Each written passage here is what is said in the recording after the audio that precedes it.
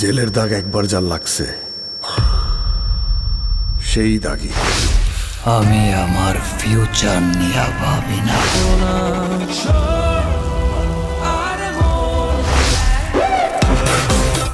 অতীত নিয়েও ভাবি না। আজকে আলোচনা করে নেব দাগি সিনেমার যে টিজার এসছে সেই টিজারটি নিয়ে। তবে বলা ভালো টিজারটি নিয়ে সব আলোচনা নয়, টিজারটি ঘিরে যে ঝামেলা ঝঞ্ঝাট তৈরি হয়েছে সেইটাকে নিয়ে একটু ব্যাখ্যা করব। এই দাগির টিজার আসার পরে কি এমন ঘটলো? প্রথম কথা, আফরান নিশোর এটা দ্বিতীয় সিনেমা। প্রথম সিনেমা এসেছিল আজ থেকে 2 বছর আগে, যখন শাকিব খানের প্রিয়তমা সিনেমা রিলিজ করেছিল। ওই একই ঈদে আফরান নিশোর সুড়ঙ্গ সিনেমাটি আসে। সুড়ঙ্গ সিনেমাটি হিট করে, সুপারহিট একটা সিনেমা। প্রথম সিনেমাতেই আফরান নিশোর ভালো অভিনয় এবং সেই সফলতাতে তার কিছু ভক্তকুল তৈরি হয়, তারও একটা ফ্যান বেস তৈরি হয়। তবে সেই ফ্যান বেসটায় আমি যেটা বুঝেছি তারা মূলত হচ্ছেন শাকিব খান বিরোধী ফ্যান। এটা কিন্তু আমি প্রথমেই বলে নিলাম, কেননা আমি বহুদিন ধরে একটা জিনিস লক্ষ্য করেই তবে আমার মুখ খুলি। যারা খুঁজে বেড়াচ্ছিলেন শাকিব খান ব্যতীত অন্য যে কোনো নায়ক যদি বড় পর্দায় আত্মপ্রকাশ করে বা তাদের কোনো সফলতা দেখি, তাকেই আমরা সাপোর্ট করব। এই যুদ্ধ কিন্তু হেলদি যুদ্ধ। এই যুদ্ধে আলটিমেট ওই ইন্ডাস্ট্রির উন্নতিই হয়।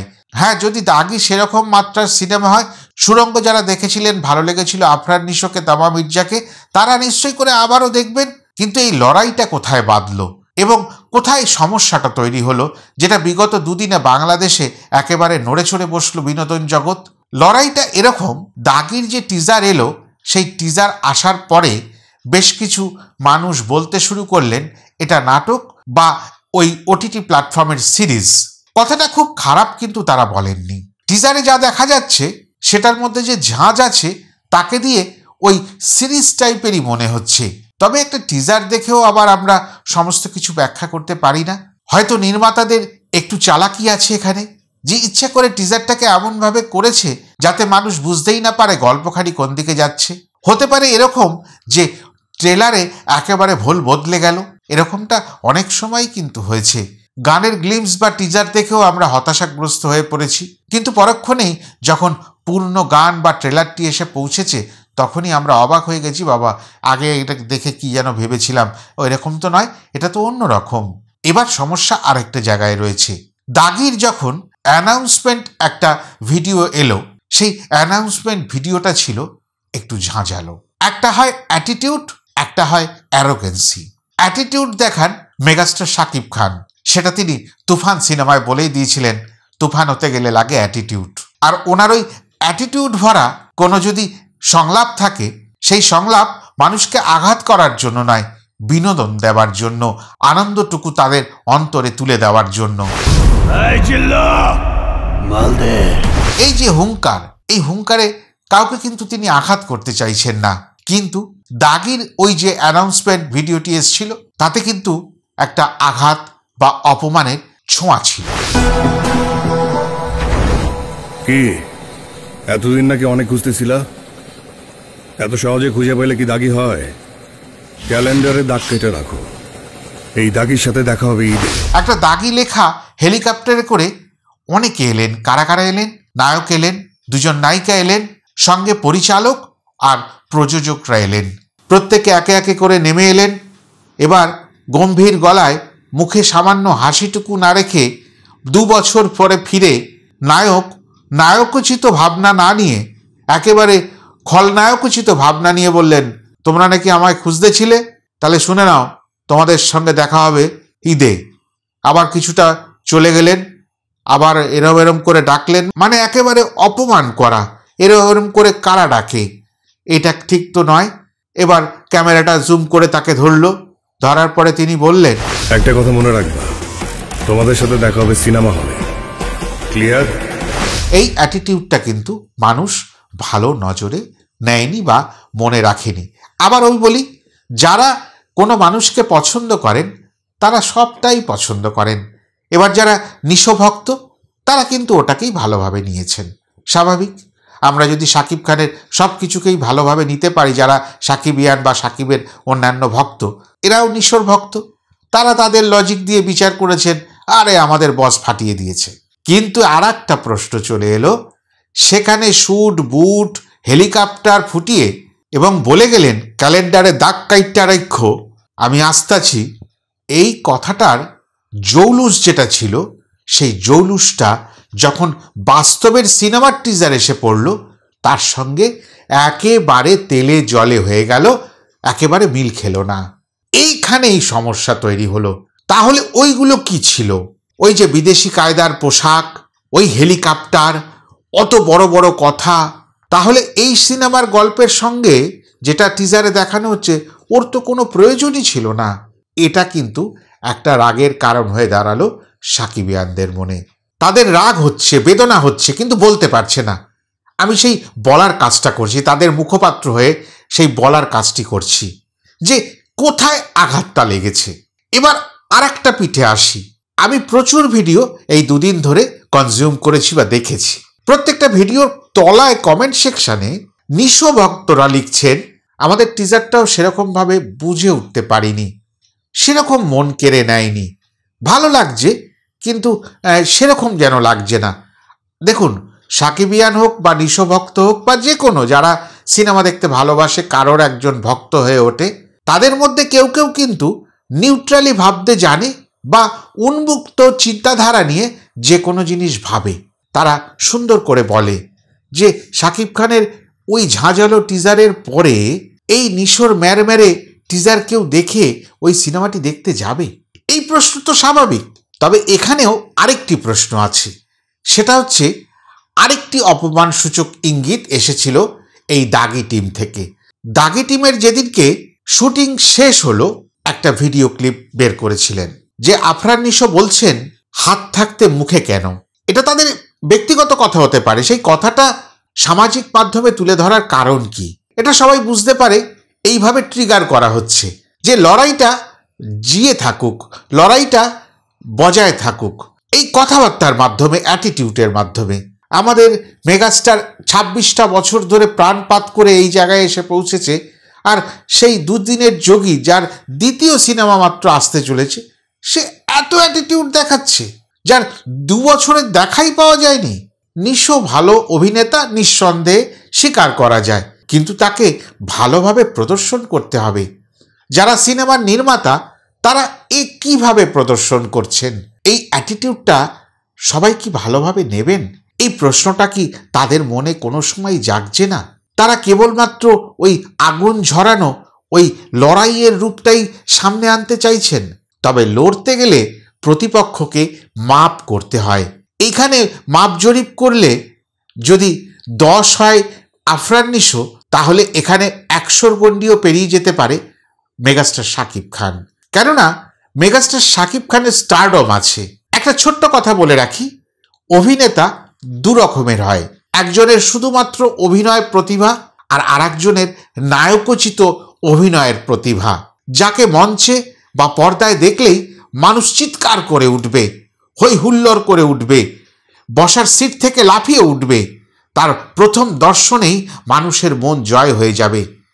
সেই জায়গাটা তৈরি করতে গেলে, সেই স্টার কোয়ালিটি তৈরি করতে গেলে একটু সময় দিতে হয়।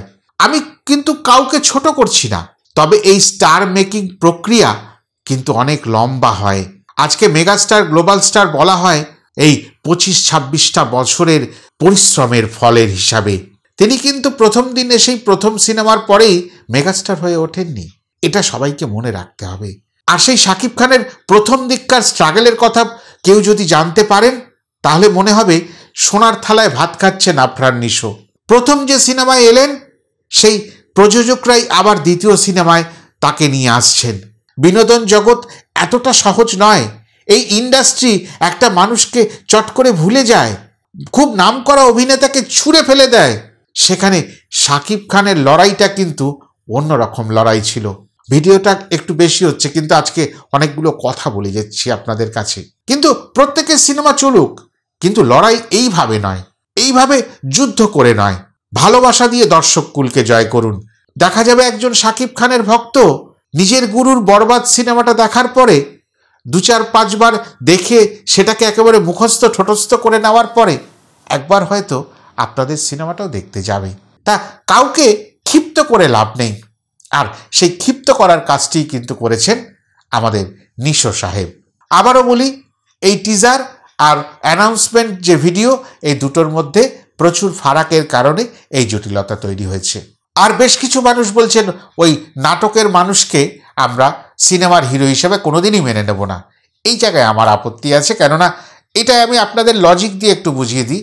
আপনারা যাকে মেগাস্টার বলেন, যার জন্য দুঢোক জল বেশি খান, যার কোনো কন্টেন্ট এলে পাগল হয়ে যান, সেই মানুষটা কিন্তু ওই নাটকের একজন পরিচালক এবং সে নবাগত, একেবারে আনকোরা, তাকে হাতে ধরে নিয়ে এসে তার ওপর বিশ্বাস করে তার পরিচালনায় এই বরবাদ সিনেমা নিয়ে আসছেন।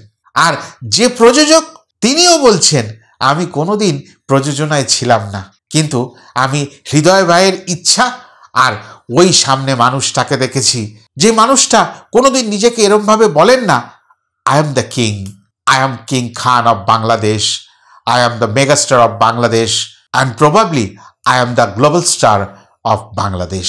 এটা উনি নিজে কোনোদিন বলেন না কিন্তু। আর এই ভালো লাগাগুলো আর এই নমনীয়তা থেকেই কিন্তু আজ সাকিবিয়ানদের জন্ম হয়েছে। আজকে যদি শাকিব খানেরও অ্যাটিটিউড ওরকম থাকতো, প্রচুর সাকিবিয়ান আছে তাকে মেনে নিতে পারতো না। শাকিব খান কোনোদিন বড় কথা বলেন না। একটা ছোট্ট দৃশ্যের কথা বলি, আলেকজান্ডার বলে আপনাদের ওখানের কোনো একজন এক সময় নায়ক ছিলেন, তার কার্যকলাপ, তার কন্টেন্ট যেগুলো ছিল সেগুলো অনেক বদনাম কুড়িয়েছেন, এগুলো আমি সামাজিক মাধ্যম থেকেই জেনেছি। তাকে আমি ঝাঁঝালোভাবে আক্রমণ করতে দেখেছি একটা সময়, আজ থেকে 1.5-2 বছর আগে, শাকিব খানের বিরুদ্ধে। শাকিব খানকে আক্রমণ করে অনেক ধরনের অকথা কুকথা বলেছেন। সম্প্রতি মাস 3-4 আগে কোনো একটি বিমানবন্দরে শাকিব খানের সঙ্গে তার দেখা হয়ে যায়। সেখানে এমনভাবে কুশল বিনিময় হয় যে আলেকজান্ডার লজ্জা পেয়ে একটা সেলফি তুলতে চান। আলেকজান্ডার সাহেবকে তখন শাকিব খান এমনভাবে জড়িয়ে ধরেছেন, মনে হয় তাদের মধ্যে কোনোদিন তিক্ততা ছিলই না। তার মানে কি প্রকাশ পেল? শাকিব খানের বক্তব্য হচ্ছে, আমাকে যে যা খুশি তোমরা বলো, আমি ওটা এ কান দিয়ে ঢোকাই আর এ কান দিয়ে বাইপাস করে দিই। তার মতো করে ভাবুন আপনারা, তার মতন করে যদি নরম হতে পারেন, আজ শাকিব খান তার জগতে যেখানে গেছে, আপনারাও আপনাদের কর্মজগতে সেখানে যাবেন। শুধু ভাবনাটা শাকিব খানের মতন করে ফেলুন। আপনারা বিশ্বাস করুন, আমি এই মানুষটাকে দেখে নিজেও শিখি। অনেকে অনেক কথা বলে, কোনো দিন একটি কথার জবাব দেননি উনি খুব কম প্রেস বা এই ধরনের আলাপচারিতায় এসে পৌঁছান। যতবার এসেছেন, ওনাকে যদি কোনো বিরূপ মন্তব্য বা অন্যরকম প্রশ্ন করা হয়, আমি প্রত্যেকটা আলাপচারিতায় দেখেছি উনি সেটাকে সুন্দর করে কাটিয়ে যান হাসি মুখে। উত্তপ্ত হয়ে কোনো কাউকে আজে বাজে কথা বলে দেন না, কোনোদিন ভুরুটা কোচকাননি, নিজেকে প্রকাশ করেননি যে আমি অতৃপ্ত, আমি অখুশি। এই বিষয়টা আমার সামনে বলো না, যেটা ম্যাক্সিমাম সিনেমার যারা অভিনেতা অভিনেত্রী তাদের চোখে মুখে প্রকাশ পায়। মারমুখী হয়ে ওঠে, এই প্রশ্ন করবো না, কে করছে? আর উনি কিন্তু ওই এরা গায়রা অভিনেতা নন। উনি একাধারে একজন স্টার, আর উনি অনাধারে একজন পরিপক্ক অভিনেতা। আপনারা আপনাদের সামাজিক মাধ্যমে দেখবেন অনেকেই এই বিষয়টা এই বছর বিশেষ করে বলছেন যে এখন যা দেখছি, এখন শাকিব খান একজন বড় অভিনেতা, যিনি একজন ইনস্টিটিউশন, যিনি অভিনয় শিক্ষা দিতে পারেন। তা যাই হোক, দাগি নিয়ে ঠিক কথা বলার ছিল না। দাগির ওই যে টিজার আমার ভালো লেগেছে, তবে 100% ওটা সিনেমার টিজার হিসাবে অন্তত বরবাদের সামনে দাঁড়াবার মতন জায়গা তার তৈরি হয়নি। আর সিয়ামের জঙ্গলি যেটা এসছে, সেটা আমি কিছু বুঝেই উঠতে পারিনি। তার গানখানিকেও মনে হচ্ছে যেন কোনো রকম একটা ওই নাটক বা সিরিয়ালের গান, খুব ছোট্ট পরিসরে গানখানি তৈরি করা হয়েছে, সেরকম একটা বড় ভাবনা নিয়ে নয়। যেটুকু গ্লিমসগুলো এসছে সিনেমা সংকলিত, সেটার সঙ্গে এটার সঙ্গে ওটা খাপ খাচ্ছে না। ওই একই প্রশ্ন, যেটা প্রথম ফার্স্ট লুক এসছিল, তাতে যে রক্ত ঝরানো বিষয় দেখা গেল, আর যখন একটা প্রি টিজার এলো, সেখানে অদ্ভুত বিষয়, সেখানে একটা ব্যর্থ প্রেমিকের গল্প। সেখানে এমন একটা জিনিস করা হয়েছে যেটা আমি অন্তর থেকে মানে মেনে নিতে পারিনি। তোমার জীবন থেকে একজন হারিয়ে যেতেই পারে, সে বেওয়াফা হতে পারে, কিন্তু সেটার মানে এইটা করতে হবে আমি উল্লেখও করছি না, আপনারা বুঝে নেবেন। আর একটা ব্যাপার রয়েছে, অনেকে যারা অপেক্ষায় ছিলেন প্রিয়তমার পরে শাকিব খান আর ইথিকা পলকে একসাথে দেখবেন, তারা কিন্তু সবাই সাকিবিয়ান নন, তারা ওই ভালো সিনেমা দেখতে ভালোবাসেন। তারাও কিন্তু আমার কমেন্ট সেকশানে এবং প্রত্যেকের ভিডিওর কমেন্ট সেকশানে লিখছেন।